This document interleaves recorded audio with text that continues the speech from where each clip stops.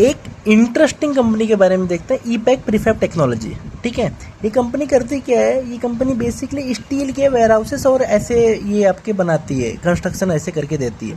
पहले क्या होता था, कंक्रीट वगैरह सीमेंट और लेबर वगैरह से बनते थे, पहले क्या अभी भी ऐसे बनते हैं, लेकिन ये सब अभी वहाँ से ये धीरे धीरे ये शिफ्ट हो रहे हैं ताकि चीज़ें बेटर एग्जीक्यूट हो, जल्दी हो चीज़ें। ठीक है, अब पहले क्या होता था, जनरली अगर आपको मान लो किसी को बिल्डिंग बनाना है, किसी को वेयर हाउस बनाना है, किसी कुछ भी चीज़ें बनाना है, तो साइट पे जाते थे, पूरा कंक्रीट सीमेंट रेती सब कुछ लाया जाता था, आरएमसी वगैरह सब कुछ लाया जाता था, लेबर आते थे, और वो एक ना टाइम कंज्यूमिंग वाला काम होता है जो एलएनटी वगैरह करती है। ठीक है, लेकिन ये क्या करते हैं, ये क्लाइंट के लिए क्या करते हैं, क्लाइंट के रिक्वायरमेंट के हिसाब से ये ऑलरेडी सारी चीज़ें बना लेते हैं, सारी चीज़ें अपने खुद के प्लान पे बना लेते हैं और क्लाइंट के प्लेस पे जाके, क्लाइंट के साइट पे जाके वहाँ पे असेंबल कर देते हैं, उसको एग्जीक्यूट कर देते हैं। ठीक है, ये इसका बिजनेस मॉडल है। अब देखो, ये कंपनी भी थोड़ा ज़्यादा भी पुराना नहीं हुई है, थोड़ा नए नए में ही स्टार्ट हुई है, मतलब 20-25 साल की पुरानी कंपनी है, तो अच्छी कंपनी है। अच्छा देखो, इस बार का इसका परफॉर्मेंस आया है, करीबन 35% का ग्रोथ है, इबिटा भी ग्रोथ है 35% से, थोड़ा ऑपरेटिंग लेवरेज भी इनको मिला है। ठीक है, सब कुछ अच्छा, ऑर्डर बुक भी बढ़ रहा हुआ है। और दूसरा क्या है ना, ये कंपनी के बारे में आपको एक चीज़ बताता हूँ, ये कंपनी का आपको हमेशा देखोगे ना, वर्किंग कैपिटल अच्छा मेंटेन करता है और इनका ऑपरेटिंग कैश फ्लो अच्छा है। अब क्यों अच्छा है, क्योंकि ना ये बहुत जल्दी एग्जीक्यूट करके दे देते हैं, ये 6 से 8 महीने के अंदर, 6 से 8 हफ्ते के अंदर ये एग्जीक्यूट करके दे देते हैं। और किसी एक एनालिस्ट ने क्वेश्चन भी पूछा कि भाई आप इतना मतलब सब क्यों नहीं कर पा रहे, आप क्या है, तो इन्होंने बोला कोई ऐसा कोई रॉकेट साइंस नहीं है, दूसरे कोई भी रेप्लिकेट कर सकते, कोई ऐसा कुछ है नहीं आजकल की दुनिया में, लेकिन क्या है, हमने इसको अच्छे से टाइम दिया है। उन्होंने क्या बोला कि हमने करीबन 2 साल इसको दिया कि भाई क्या है इसका प्रोसेस समझने में, उसके हिसाब से हमने इसको समझ लिया और अभी हम क्या है इंडस्ट्री से बेटर एग्जीक्यूट कर पाते हैं। तो ये इनका यूएसपी है कि इंडस्ट्री, अगर आज मान लो ना, इन्होंने तो ये कौन, अच्छा जिन्होंने ये कॉन कॉल नहीं सुना, नई कंपनी आई है, तो उसको ना ये कॉन कॉल सुनो, आपको अक्टूबर 2025 का ना कॉन कॉल सुनो, बहुत बढ़िया कॉन कॉल था, तो सुनना इसको आप। तो इन्होंने क्या बोला मालूम है, हमने तो कभी कभी ऐसा भी देखा है कि जैसे 2 साइट होती है, जैसे एक सेम बिल्डिंग सेम जगह पे 2 साइट चल रही है, एक हम कर रहे हैं एक दूसरे कर रहे हैं, तो हम दूसरे से पहले एग्जीक्यूट कर देते हैं। ठीक है, तो इन्होंने ये भी बोला है।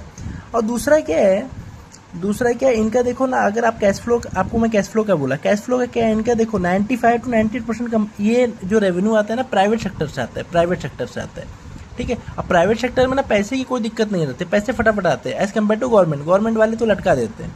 तो ये 80 to 90% ना ये बहुत पहले ही रिकवर कर लेते हैं, जो 5-10% जो बचा रहता है ना प्रोजेक्ट का वैल्यू, वो जब प्रोजेक्ट एग्जीक्यूट कर देते हैं तब वो पैसे ले लेते हैं। तो इसके वजह से आप इसका देखोगे ना, इसका कैश फ्लो और ऑपरेटिंग और वर्किंग कैपिटल वगैरह अच्छा है। ठीक है, ट्रेडिशनल कंस्ट्रक्शन वगैरह साइड के जैसा नहीं है कि आपका कैश फ्लो फंस गया है और ये सब वर्किंग कैपिटल आपको बहुत लग रहा है, ये सब नहीं है, ये तगड़े एग्जीक्यूट तगड़ा करते हैं, प्लस प्लस प्लस प्लस ये पैसे भी पहले ले लेते हैं। ठीक है, वो तो है, चलो ये सब की बात। अच्छा, अब इन्होंने कॉन कॉल हुआ था ना, कॉन कॉल में क्या बोला था, एक एनालिस्ट ने क्वेश्चन पूछा कि क्या हम 40% से कैसे ग्रो कर पाएंगे जो हम पहले करते थे। उन्होंने बोला 40% थोड़ा सा डिफिकल्ट है, लेकिन ठीक है, ऑर्डर बुक वगैरह की विजिबिलिटी वगैरह अच्छा है, तो हम कंटिन्यू मोमेंटम कंटिन्यू रखेंगे। और इन्होंने एक इंटरव्यू मैंने देखा था, उन्होंने क्या बोला था कि हम अपने रेवेन्यू ग्रोथ को 34% से ग्रो करेंगे।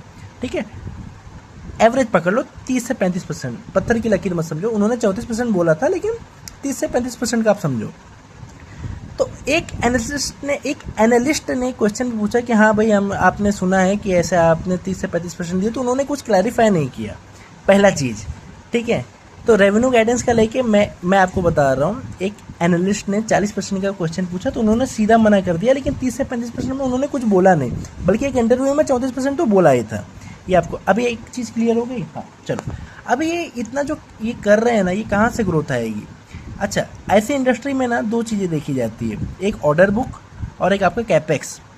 भाई आप अगर B2B में डील कर रहे हो तो आपको 2 चीज़ें देखनी पड़ेगी, वैल्यू का तो ज़्यादा सीन ही नहीं है, आपको वॉल्यूम में खेलना है। वॉल्यूम में आप कैसे खेलोगे, जब आपके पास कैपेक्स करोगे, आपकी कैपेसिटी बढ़ाओगे तो आप वॉल्यूम में खेलोगे, प्लस आपके पास ऑर्डर बुक दिखना चाहिए। तो ऑर्डर बुक वगैरह तो तगड़ी है, इन्होंने बताया था कि अच्छी है, देखोगे ना आप समझ में आओ, तो ऑर्डर बुक वगैरह का कोई दिक्कत नहीं है।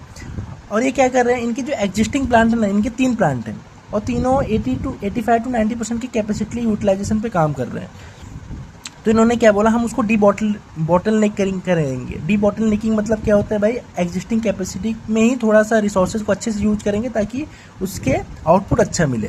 प्लस ये ब्राउन फील्ड एक्सपांसन कर रहे हैं और कुछ ग्रीन फील्ड एक्सपांसन कर रहे हैं। ब्राउन फील्ड एक्सपांसन मतलब क्या होता है भाई, कि समझो ना, एग्जिस्टिंग प्लान को थोड़ा बड़ा करना, एग्जिस्टिंग जो ऑलरेडी आप यूज कर रहे हो उसको थोड़ा बड़ा करना। ग्रीन फील्ड को क्या बोलते हैं कि नए जगह पे नया प्लान सेटअप करना।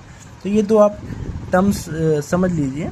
तो इन्होंने क्या बोला कि हम ब्राउन फील्ड भी कर रहे हैं, ग्रीन फील्ड भी कर रहे हैं। अपना जो ब्राउन फील्ड है वो जो Q4 2026 में ऑपरेशनलाइज हो जाएगा, और जो ग्रीन फील्ड है वो Q2 2027 में, यानी अपकमिंग में उसका कमेंसमेंट हो जाएगा। ठीक है, तो कैपेक्स करने पे ना, फिर एक चीज़ ध्यान रखना आपको, कभी भी अगर कंपनी ग्रोथ कर रही है प्लस कैपेक्स कर रही है ना, तो उसका मार्जिन इफेक्ट होता है।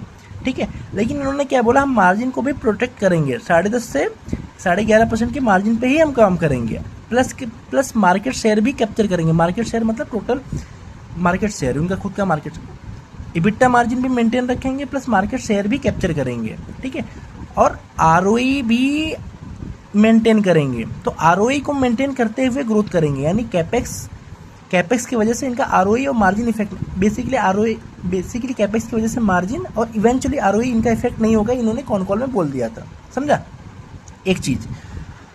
तो ये हुआ आपका Q2 की जो मैं बात आपको बता रहा हूँ। ठीक है, ये Q2 की बात बता रहा हूँ अभी तक आपको मैंने। अब Q3 में क्या हुआ ना, मैनेजमेंट ने फालतूगिरी किया, 20% का ग्रोथ किया। ठीक है, तो एक इंसान ने पूछा कि भाई आपने तो इन्होंने भी वही बोला कि आपने एक इंटरव्यू में बोला था कि 30 से 35% ग्रो करेंगे, तो आपने कम क्यों किया। तो उन्होंने क्या बोला कि देखो, हमने कहीं नहीं बोला कि हम 30 से 35% का ग्रोथ करेंगे, हम ये बोल रहे हैं कि 1500 से 1550 रेवेन्यू अचीव कर लेंगे, जो इन्होंने इवेंचुअली अचीव भी किया। 1500 1550 का गाइडेंस जो दिया था उन्होंने अचीव भी किया, लेकिन इन्होंने क्या किया ना, 30 से 35% को ठुकरा दिया लास्ट क्वार्टर की कॉल में। प्लस ये तो बोला, प्लस इन्होंने क्या बोला, हाँ we will definitely grow at 20%, मतलब 30-35%, जो 34% जो मैंने सुना था वहाँ से 20% आ गए। तो वो मार्केट को अच्छा नहीं लगा। ठीक है, क्योंकि आपने खुद ही बोला थे और उसके बाद आपने मुकर गया कि मैंने कब बोला। इसकी वजह से आप देखोगे ना, स्टॉक थोड़ा सा उसके बाद इसकी ठुकाई भी हो गई। ठीक है, लेकिन इस क्वार्टर में अच्छा रिजल्ट ला दिया। तो एक में अच्छा लाया, एक में ख़राब लाया, एक में अच्छा लाया। ठीक है, अब आप इसको पत्थर की लकीर जैसे पकड़ के मत जाओ, मत बैठ जाना कि भाई पिछले क्वार्टर ख़राब लाया था तो क्या अभी हम नहीं देखेंगे, नहीं, ईगो में मत रहो। अभी आपको देखना है कि इस क्वार्टर मैनेजमेंट क्या बोलता है, उसके बेसिस पे आपको डिसीजन लेना है कि भाई आगे कंपनी का क्या ग्रोथ प्रोस्पेक्टिव है। ठीक है, और उसके हिसाब से पहले जो कंपनी थोड़ी कहते हैं ना, कंपनी पहले थोड़ा सा वैल्यूएशन कमांड कर रही थी, अभी क्योंकि ये सीन हुआ इसकी वजह से कंपनी कहते हैं ना वो 15-16 के पी पे आपको दिखेगी, 15-16 के फॉरवर्ड पी पे दिखेगी, और 15-16 के फॉरवर्ड पी पे 20 से 25% ग्रोथ का इंजन उतना बुरा नहीं, 0.5 का पैग रेशियो बनता है। ठीक है, तो कंपनी देखना है, कंपनी का जब कॉल आएगा ना उसको अच्छे से सुनना है और देखना है कि आगे मैनेजमेंट क्या बोलती है। कंपनी अच्छी है, कंपनी सॉलिड है, इसका बिजनेस मॉडल अच्छा है, मेरे को अच्छा लगा।